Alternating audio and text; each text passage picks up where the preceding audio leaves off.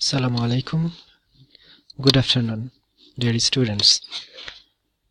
Today we'll be talking about how to study literature.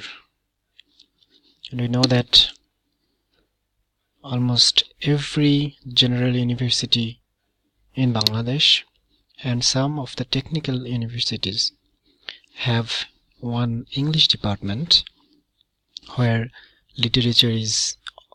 study on literature is offered and students study literature.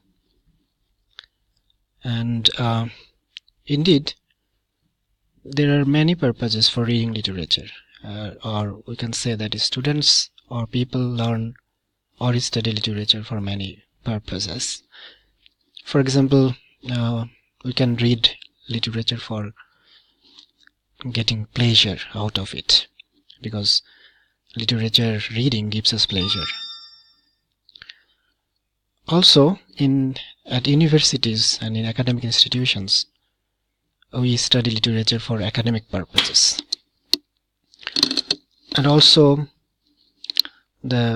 who are critics or who are writers or editors, publishers, they also read literature for producing a review of a newly published books, newly written books.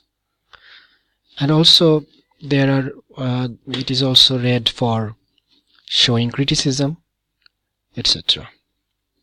So you see, we read literature for different reasons. But a student of English department of a university or any institution reads or studies literature for some specific purposes, like they have to understand the literature so that they can answer the questions in their exam hall, and they can achieve good results. Not only that, reading literature can develop your creativity, creative faculty, and critical thinking skills can also be developed, can also be improved by reading different types of literature. Sometimes as human beings, we are curious to know about cultures, peoples, customs, traditions, lifestyles of different peoples of the world, and which are indeed reflected in literature. So to know about lives, traditions, and culture, one can study literature. But in our case, as a student of Department of English, we should have a definite, useful approach to literature study. So as a first year student, what you should do as a student so that you can get the best out of your studying literature. It can serve as a tool for getting good results, as well as it can have other impacts on your life, on your mind, like giving you pleasure, aesthetic pleasure, in developing your knowledge, developing your linguistic capacity, etc. So here are some points we can know about or discuss how we approach studying literature. The first one is always try to read the text first, not the summary from any say online sources. So read the text first intensively and as many times as possible. So reading only the text is not enough. We should read secondary materials like biography of the writer and relevant resources and books written on that particular book, on particular text. And you can listen to different lectures given by keynote speakers and veteran persons in literature, etc. And develop a habit of enjoying the narrative. Narrative means the storyline, because it reflects your life. Okay, because it reflects your life, it reflects life of other people, and you might like some aspects of their life, and that's why develop a kind of habit that you enjoy the narrative, the story, the plots. Okay, and we know that literature can be of different genres. Genre means types. For example, it can be sonnet, say poem, it can be novel, drama, and again there are sub-genres like different types of dramas, tragedy and comedies, novel, different types of novel, okay, poems like sonnets and metaphysical poetry, and say different types of poetry indeed. And in different genres, each of the genre indeed has their structures, own structure, specified structure. And also when we study literature, we need to understand the themes, what the subject matter, what that particular text of literature is talking about, and what is the motive of writing this thing. Why has the writer written this kind of thing? Does the writer want to convey some message to the society or not? Or what message he wants to convey to us or the readers? And what kind of tone it has, whether it's a negative tone or positive tone, whether his mood is very satirical, his mood is very, say, pensive, very farcical, etc.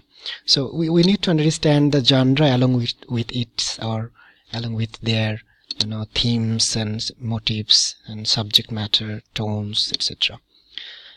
So, and again, when we study literature, literature can be a good, very precious indeed material for developing your linguistic capacity. And that's why we need to notice linguistic items like words, phrases, starting and ending of sentences, etc. In the text. And we know that language is best learned when they are presented in context. And language, of all the languages, have their contextual meaning, and that's why in literature we have perfect context with their use, and that's why we need to notice, we need to be aware of the words and phrases, their use, how they start, the structure, etc. And through this, by doing this, you can develop your linguistic capacity, sure. And there are, you will find many unknown words, difficult words, but you will have the context. So from context you can guess some meaning, but at the same time it is better that you look up the words in the dictionary, and in that case you should use a hard copy of the dictionary. It will help you remember the spelling as well as the meaning for long. And of course you should be aware of the context, in which context that particular word or words are used. And as I said earlier, every genre, every type of literature has its structure. For example, sonnet has its structure, sextet or octave or quatrain. Metaphysical poetry has particular kind of literary terms like conceits and pun, etc. And these literary techniques are different, are found in different formats in different genres. And we should know about those literary techniques like point of view, plot, and simile and metaphor, and even the rhythm and rhyme, line structure of the line, syllables found in each line, lyric poetry, and so many things are there indeed. And of course we should know about them before studying or going to study literature. And when you finish reading literature, try to write a summary on your own, or you can go for writing a paraphrase. A paraphrase means writing the things in your own words. Always use your own words. Own words mean in target language, in English in our case. And when you can write something, you read and reread it and of course you can have it checked by someone who is an expert in that sector, or by your teacher, by your some faculty member. We faculty members are always there to give you feedback on such issues. And so we have talked about a lot of things, and I'm sure that you are feeling confused that how can a beginner do all these things together to study literature. So I'm assuring you that you cannot expect, or you are not expected to utilize or follow all these items, all these list of things to be done at the beginning. But try to follow as many as possible, and I'm sure that in course of time you will develop spontaneity, and you will effortlessly, without thinking much, without being even aware, you will be following all these things together. So you will getting aesthetic pleasure, you will learn about lives of people, you will at the same time you can develop your language by reading literature. And normally for exam purpose, do not memorize any answer from a guidebook or textbook. Rather read the textbook, and based on the questions and keywords are very important in cases of questions. So follow the keywords, and based on the keywords, depending on your reading of the text, you try to answer the question. And I'm sure that you will be benefited twice. It will benefit you to have aesthetic pleasure from reading the text, learning about customs and so many things about people and life.